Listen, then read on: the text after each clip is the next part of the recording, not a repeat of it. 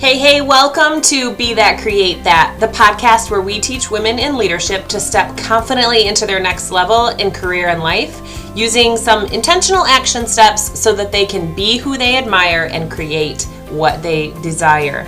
I'm Trienne. I'm a leadership performance coach, inspired working with women in areas of all leadership and personal development. A true personal development junkie, because I have seen the shifts that have happened in my life and in the lives of my clients and teams with these types of tools applied. I believe happiness equals progress and fulfillment is then the result. So I know with small intentional actions in leading ourselves every day, we can make the impact we'd like to see in the world around us through leadership and influence. In this podcast, you're going to hear everyday leadership lessons from my clients, my teams, or my own experiences that have improved communication, culture, collaboration, ultimately creating a ripple effect throughout our networks. So let's get started and let's get intentional.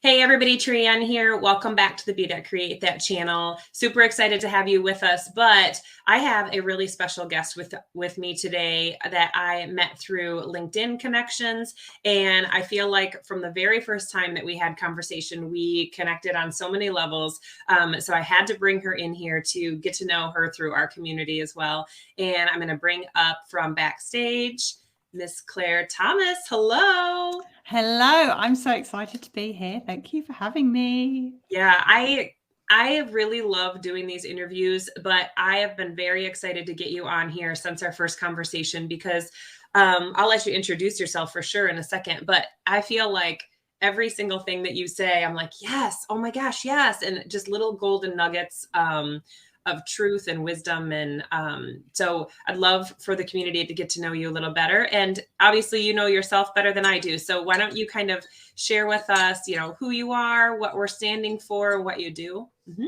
Yeah, so I'm Claire. My company is called Reaching My Best. I support female entrepreneurs build, define, create, grow their businesses. And I like to focus on not just the doing, but also on the being, because I believe that there's lots of things that hold us back when we have our business. And unless we face those things head on, without a doubt, we're going to come across quite a few stumbling blocks. So that's my passion. And I'm very passionate about collaboration. So everything comes from a place of love and abundance and collaboration, that we're not all here to compete against each other. There's plenty out there for everyone. So let's just help each other out, be kind and compassionate. Mm-hmm.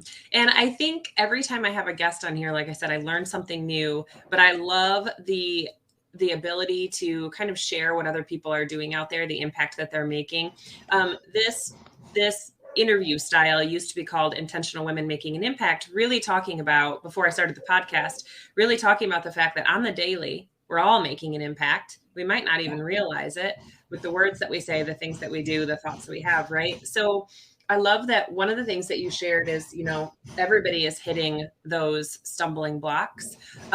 So when you think of your journey into this coaching and entrepreneurship, tell us maybe about one stumbling block that you see the most often and how you were able to overcome that.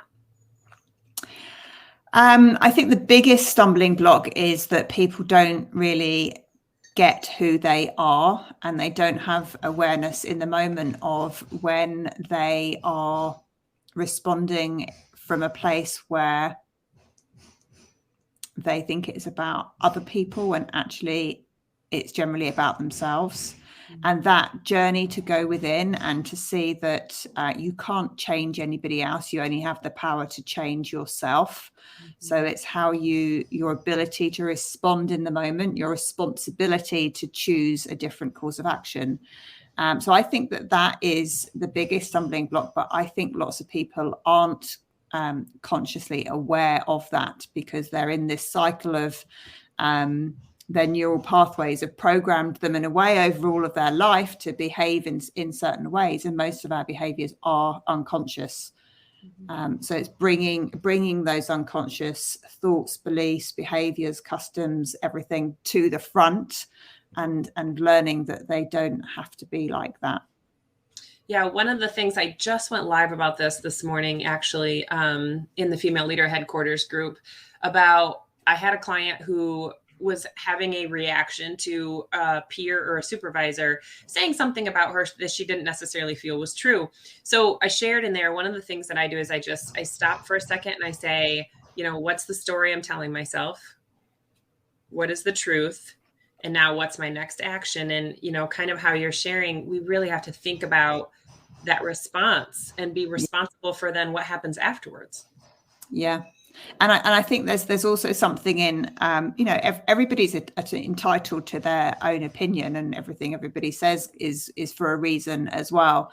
And if somebody says something to you that makes you feel a bit sort of icky or uncomfortable, you don't like once, then, you can do what you said. If somebody else says it, then maybe that gives you a bit more pause for thought. And if you start to get to 3, 4, 5, 6 people that are giving you the same sort of feedback, then that is definitely a sign that you need to be looking inside for how you are responding to the world and to people, because there's something that you're doing that is causing your response and their response. Mm-hmm. Right.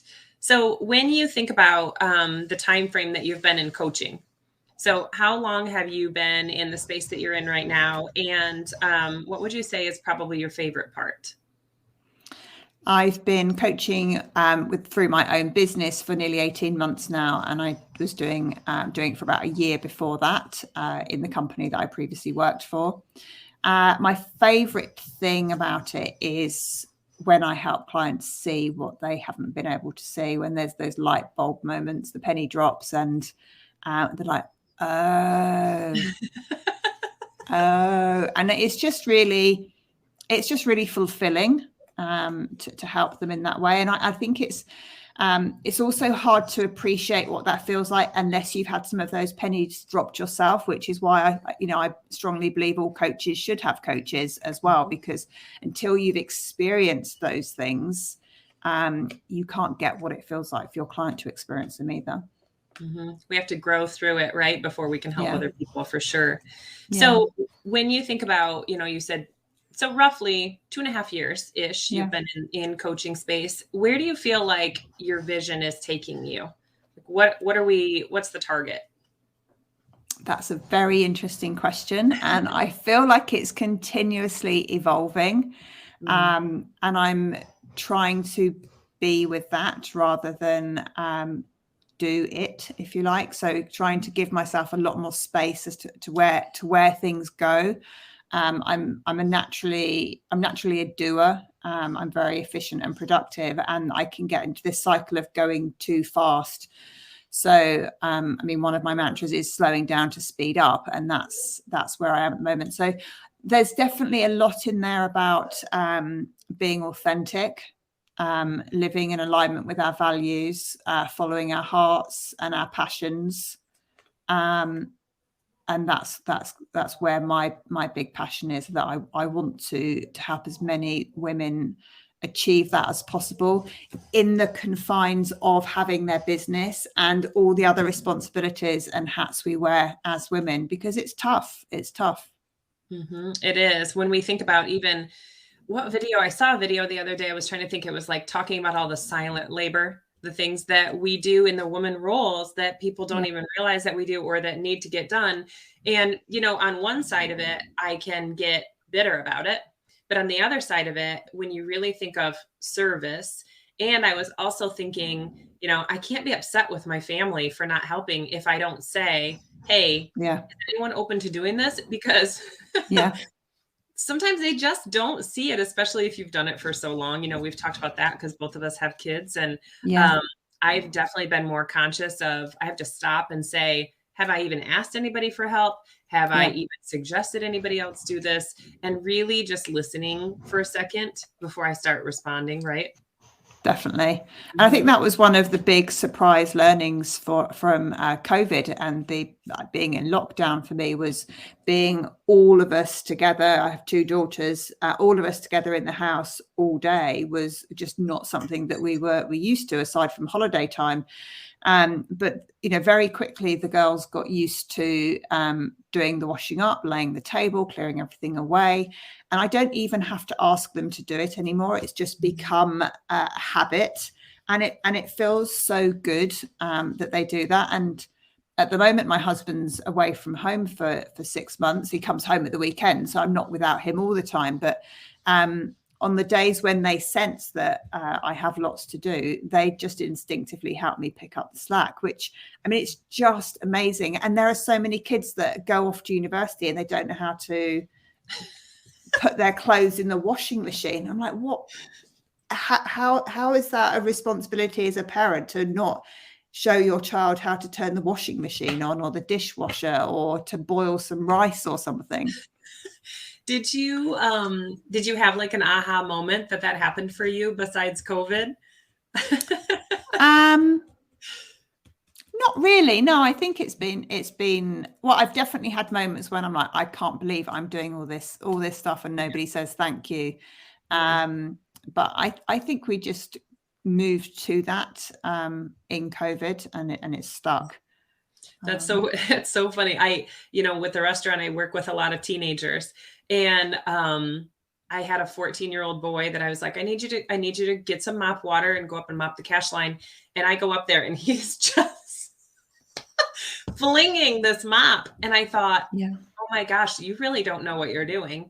And I have to think about the fact that this is not stuff that they're learning at home, that then we had to take on to teach them. So it's so interesting. We just stop and listen and pay attention. Right. Yeah. So as part of, leadership and being successful, one of the things you mentioned was that you feel like you're really productive. If you had a time management hack or something that helps you the most, maybe a tool or a system, what would that be? It goes back to living in alignment with your values. So what are the things that you need to do that will help you achieve what you want to achieve? And then there's the side of, does doing this thing bring me joy? And there are always going to be things out there that we have to do, like the washing. But we can let go of some of those things if we want to. We don't have to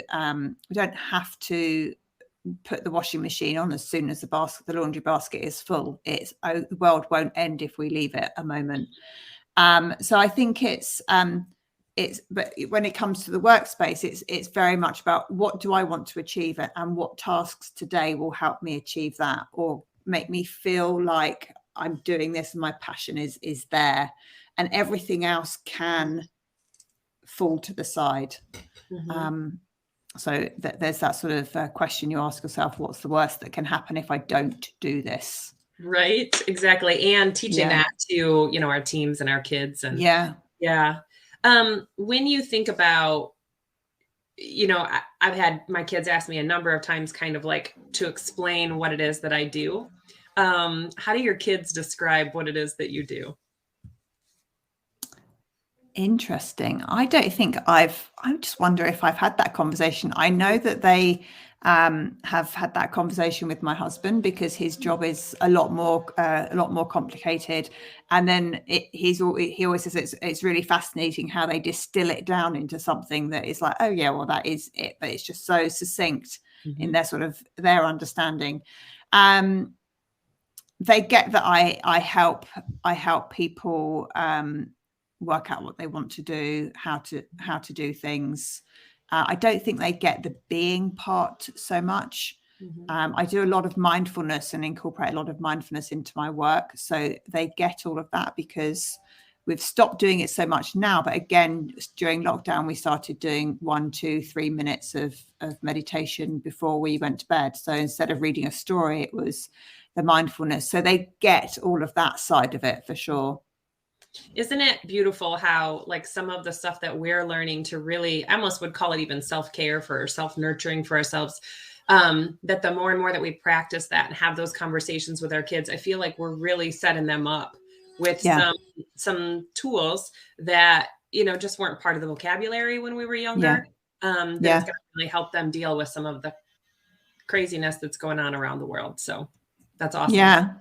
And I think one of the a quick example is around like mobile phone usage, because obviously there's lots of concern out there about how kids are using phone and what age they should be allowed to use them, etc. We have a routine in our house where the phone stays downstairs in the kitchen when we go to bed or when we're watching television as a family. And I noticed last week when my daughter was revising that she'd left her phone downstairs to revise, and I was like, interesting. Yeah, to get that into practice, that it doesn't have to be with you all the time, Yeah. Mine stopped ringing, stopped vibrating, stopped doing anything except for showing a notification up on the screen. And my husband keeps saying, you need to get a new phone. And I thought, I really don't want to, because I don't want to hear any of it. Because I recall there was a couple times that my youngest would hear my phone ding, or she would, hear it ring. And she'd say, oh, we need to go get it. I said, no, we don't. I don't need to get that right now. Your dad has a specific ring. Your grandma has a specific ring. The restaurant has a specific ring, right? So I had already tried to tailor it a little bit to help. Yeah. But to completely just get nothing is actually kind of nice. It's awesome, isn't it? And to help with that, I've even turned off all the notifications for any apps on my phone. Like I really get nothing. And from a time management perspective, really helpful. Definitely. And it goes back to that programming of your brain, because the more you hear that ping going off in the distance, and the more you start associating that with I need to go and do something, or I need to go and check. So it's actually a very hard habit to break, that association with the noises, but turning them all off is probably like the way to do it. So you and I met through LinkedIn. Is LinkedIn one of your favorite social platforms? Which other ones are you using? I use Instagram and Facebook. I use YouTube channel. I do weekly free mindfulness sessions on a Monday, so they stream to YouTube. But LinkedIn is my favorite, particularly for the sorts of people that I want to meet. And I haven't had a bad conversation with anybody that I've met on LinkedIn, which just blows my mind. Right. Now, most of the women that are in our audience are people who are really just kind of starting out. So any advice for them on how to get that YouTube channel started, or start that podcast, or start doing the interviews? My top tip would be, and this was something I was told last year, was messy versus right, is that you can spend a lot of time trying to get it perfect. But it doesn't need to be perfect first time. And the first time you put something out there, the chances are the number of views you're going to get is pretty small. So it really doesn't matter if it's not perfect. So I'd say just do things in incremental steps and add to it as you feel comfortable. So, for example, I also do StreamYard conversations on LinkedIn. And I've only just recently started putting that out as a podcast as well. But that was an incremental step that then felt comfortable to do. Right. And I feel like, don't you feel like the more you do it, the more confident you get in it? Yeah, definitely. And did you feel like you had already kind of defined what you wanted to talk about beforehand, or has it kind of evolved for you? In my streamed conversations, I had an idea at the beginning of what my interview structure would be. I very, very rarely keep to it. I like the conversations like you and I having that just sort of go with the flow and they feel authentic. And that's what I don't have anything to prove to you by having this conversation with you. I enjoy talking to you. So I it's going to be me. And I find that those are the ones that I'm drawn to, even as I'm like listening to podcasts, the ones that are just more conversational structure, or if I'm going to spend any more time on YouTube to watch a video or listen to a video, I just don't want things that are so structured that I almost feel like I'm in a lesson.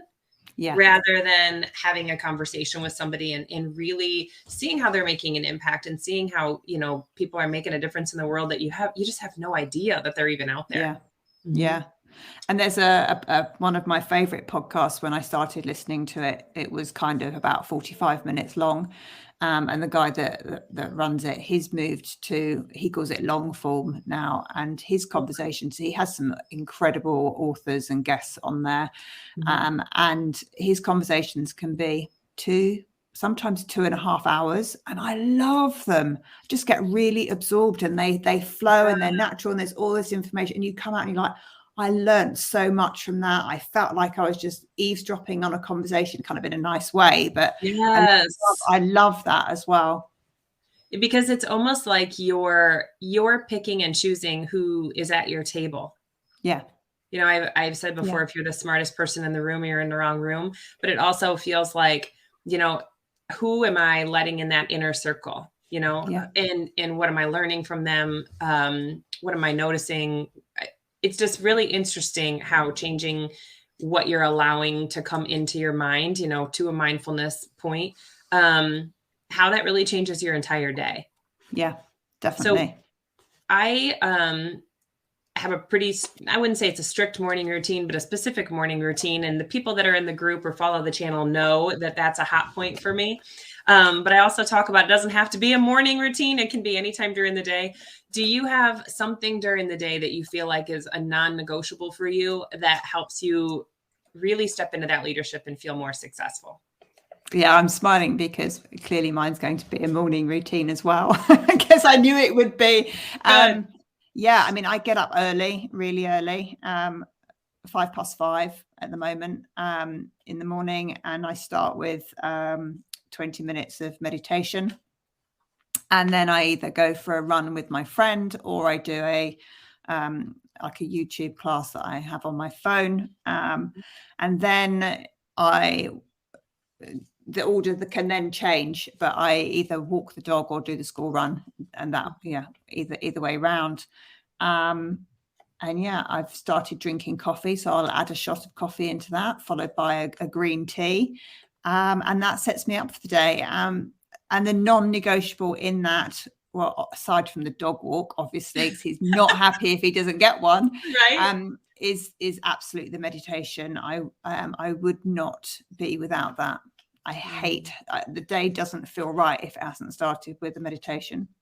And you've definitely mentioned that a couple times, and I know that's a big part of your practice. So for the person who is beginning to get into meditation, do you have any specific either apps or people that you follow or videos that you listen to? Yeah, there's most people, at least in the UK market, know Headspace, which is what I started out using, or Calm. There's a free one, which is called a free app you can download called Healthy Minds, which is actually quite has quite a strong educational component to it as well, and you kind of go on a bit of a journey with them. But so I found that the apps are really, really useful to give you the structure and to learn the techniques. But my top tip would be do what feels right for you. It doesn't matter if it's just 1 minute. 1 minute is enough. And there is no right or wrong way to meditate. If you have thoughts that are there and get in the way, then those thoughts are a gift that bring you back to your breath. So that I think people that I've taught mindfulness to have kind of got hung up on this. Well, I don't know if I'm doing it right, or I can't stop my thoughts. And it's like, but who can say what is the right way or the wrong way to do it? Just it's about being present in the moment and having awareness. That is the most important. And just stopping yourself for a second and saying, I think Dr. Joe Dispenza talks about, like, you're calming the lion. You're calming that animal inside that you're like, no, I told you to sit here and this is what we're doing. And just being at peace with that, which is a beautiful thing, even once a day. Yeah, exactly. Exactly. Awesome. Yeah. So where do you feel like people will follow you the most, or where are you putting out the most of your information so that they can get to know you and your work a little bit more? LinkedIn, They can obviously find me through you on LinkedIn. But yeah, I'm up as Claire Thomas. I think it's Claire Thomas 2. That's where all my content goes out without a doubt. And I can be DM'd on there. But you can find me at Reaching Your Best on Instagram. And my website is www.reachingmybest.com. Wonderful. I think that you're about to get blown up with invites as soon as we were. Cool. That would be lovely. Yes. Anyone that's friends with you is friends with me, and Right. vice versa, I hope. They're just gonna absorb it all and love it. I can feel it already. So obviously I've had you on here for almost 25 minutes. Thank you so much. I'm so, being respectful of your time. Do you have any questions for me? I've had you on this for so long, and obviously give you a chance to ask me a hot seat question as well. So if you have any questions for me. Yeah, so we spoke about this before we went on air. I have a very random question for you, and it comes from a place of very much curiosity. Okay. Are you in any way ambidextrous? Oh, interesting. I broke my right arm twice, so I kind of had to force myself to be, but I did not push that at all. In the moment when my right arm was broken those twice, I used my left a lot and I got good at it. But from after that, no, I never really use it, honestly. And is that something that you're consciously aware of or unconsciously aware of? Because I noticed that I think I am slightly ambidextrous, but not necessarily just with writing. So I've always cut with my left, but I noticed that I pour the kettle with my left, for example. That's interesting. I would say I pretty much use my right for everything. I'm even trying to think about the restaurant, what I do in the restaurant, and it's pretty much my right hand with everything. Yeah. So, there's that fun thing that you do where put your hands together, which one's over the top, put your hands together, now put the other one over the top. How does that feel? And it feels awkward for me when I try to use my left hand for anything that I normally use my right. That's funny. Yeah. Random, I know. It is random. But again, that's part of that mindfulness and really thinking about, what are we thinking about? What are we doing? How are we acting? What do we want to be? So it goes right along, that curiosity goes right along with what you do, which I love. It does. Yeah. Right. Well, thank you everybody for jumping on with us today. And thank you, Claire, for making time for our group and our channel. And I would love to have you back again anytime. And I hope that you guys just have a wonderful week, and we will talk to you soon.